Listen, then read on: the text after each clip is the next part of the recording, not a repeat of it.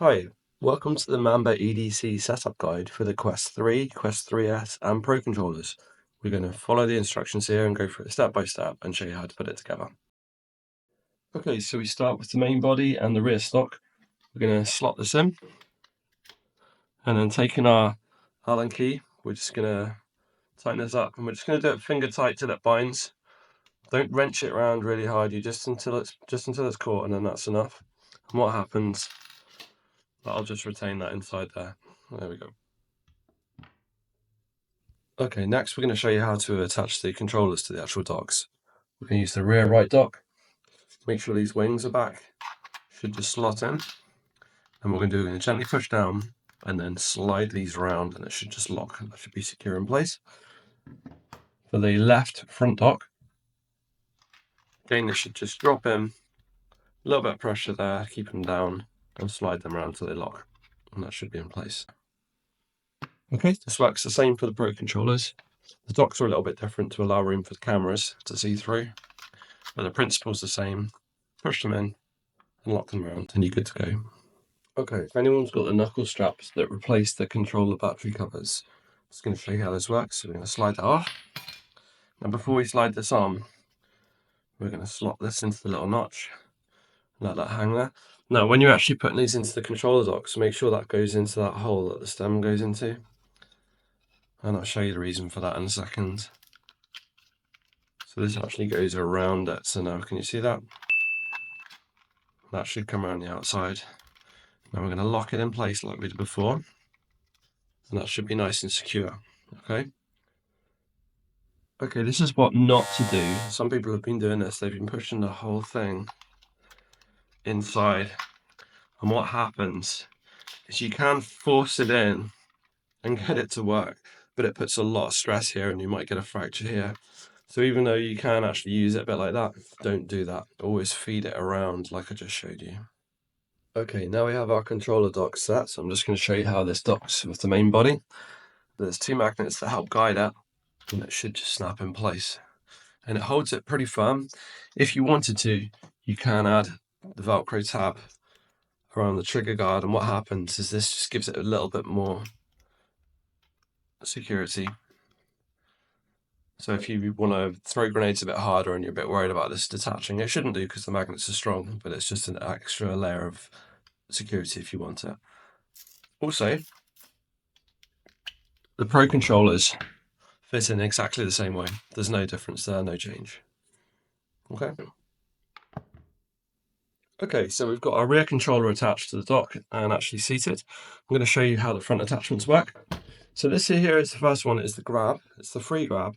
And for games like Pavlov and Contractors, they're quite quick. You change the magazines very fast. This is ideal for this because you're just going to grab it and it interacts with that grip button. So it means you don't have to worry about that. So you can just literally grab it in game. This is a very smooth transition as well. Okay, I'll explain that in a minute. So that's our grab. Right now, though, we're going to insert the magnetic front dock. And I'll show you how this works. You push the barrel in and then you can slide that in. And you can change the distance. I tend to have it quite close up. Okay, we're going to put our front controller into this lock. Just going to slide it in and lock it down. Okay, now that's just going to attach at the front there, so you can control it like this. You can change that angle through different offsets, experiment to see what works best for you. And when you're changing magazines in game, don't snap it together because that can jolt the tracking. Try and attach it as smoothly as you can. This is where the grip is a little bit better for fast transitions because you don't get that jolt. Right, just going to talk a little bit about this front angle change. Now, for games like Ghost of Tabor, it's not quite lined up like the other shooters. So with Pavlov, how this ships, it should be quite straight. You can see there's a slight bend to the left, but that should be a natural position in games like Pavlov and onward. Ghost of Tabor, it's a little bit off. So what I'm going to suggest is just loosen this and maybe just take it one click over. Now what happens is that moves the controller a little bit more to the left in game, but it actually brings the rear stock closer to your cheek, so you'll find it will line up a little bit better. So that's just one tip for you. I'm going to talk a little bit about a new system we've come up with recently, which is the SpeedLock. Now what this does is a fast method of changing the angular offset in game, And for a lot of looter shooters like Showdown, Contractor Showdown and Ghost of Tabor, the angles change quite a lot during the matches as you pick up different weapons. So we came up with a system to basically effectively change it very quickly. Now, if you brace this rear part against your shoulder, you can keep both controllers attached and look down the line of sight, and then you can change it depending on how you need it in-game. So it's a very, very fast system for doing that. Okay, going to talk a little bit about the adjustments at the front. You push that button in, and you can pull that front section out, and we're going to swap it for the grab. That should slot in, pushing the button, and you can change that to whatever position you want. I tend to use mostly at close up, but for some guns in some games, like I think it's the one in Onward, the PKM is quite long, so you can actually set this right out, and then you can make sure you get a grip on both parts of it. The rear stock does actually telescope as well, and you've got a button here which you can depress and slide it out.